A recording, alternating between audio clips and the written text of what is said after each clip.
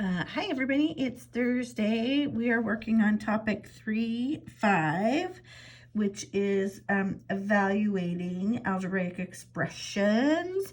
And this time we're going to be doing a little bit of what we call substitution. So we're also going to be working with whole numbers, decimals, and fractions. So go ahead and get your comp books out, write down your learning target and success criteria for today, and then come on back.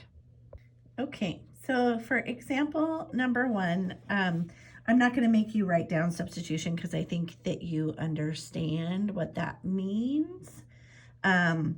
We're just going to plug in the number for the variable. So this is going to pop right into there. So this becomes 20 plus 3.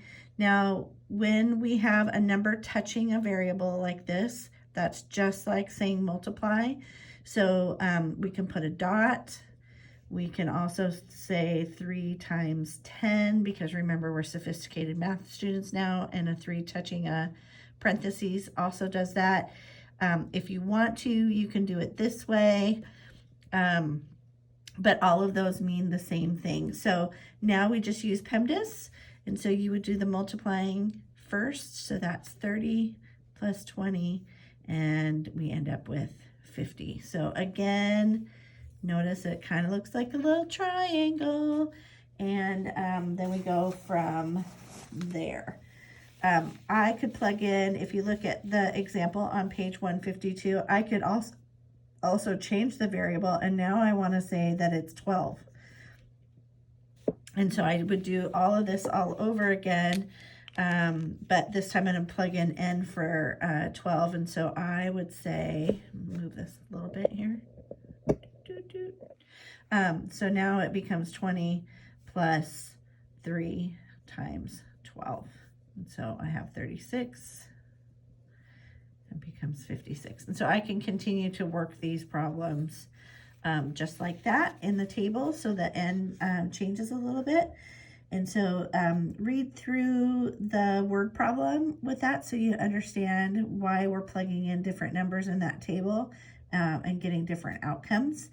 And there's a little try it. I think this is going to be pretty easy for most of you. So let's take a look at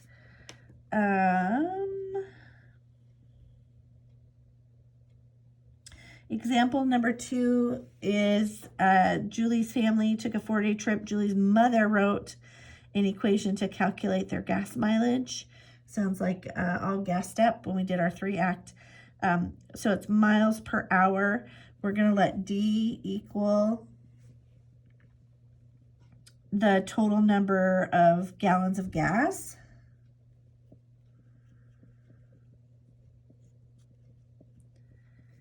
And they actually wrote a little equation M. So you know that that's going to be miles equals the distance divided by the gallons of gas. Okay, and so that's going to give us our mileage for the day. And you can see all their information up in that table in the right-hand side. So we're going to identify the values of the variable. So for the miles driven each day is in the middle, and the gallons of gas used is on the other side.